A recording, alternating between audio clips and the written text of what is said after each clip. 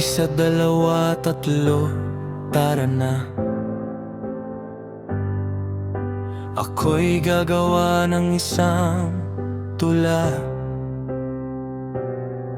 na pwedeng gawing isang kanta nang walang paghahanda. Ito'y aking isasawi ka.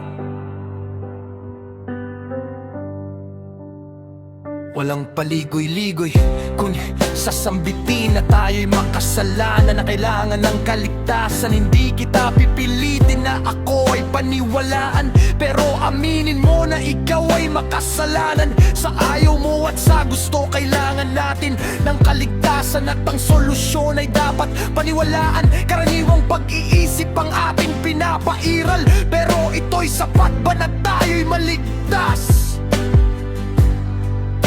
Kung ating araralin ang salita ng Diyos, aminin natin na Siya lang ang ating pag-asa.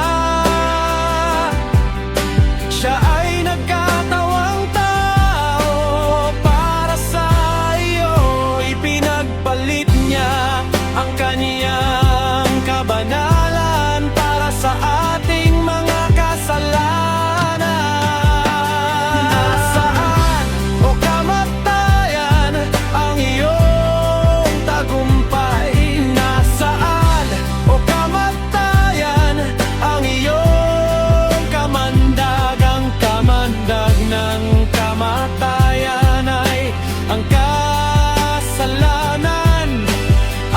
Kapangyarihan ng kasalanan ay nagmumula sa kautusan. Salamat sa Diyos na nagbigay sa atin ng tagumpay. Salamat sa Kanya at tayo ay malaya na. Purihin natin Siya habang nagbigay sa atin ng tunay buhay. At ang buhay na iyon ay pangwalang hanggan. Wala nang kamatayan, wala nang karamdaman, wala nang kasalanan. Ikaw ang Diyos na dapat mahalin. Ikaw ang Diyos na dapat sambahin. Ikaw ang Diyos na dapat purihin.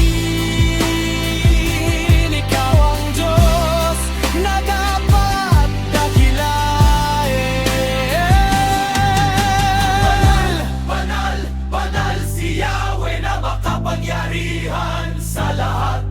Ang buong daigdig ay puspos ng Kanyang kaluwalhatian. Banal, banal, banal si Yahweh na makapangyarihan sa lahat. Ang buong daigdig ay puspos ng Kanyang kaluwalhatian. Dakila ang iyong kabanalan.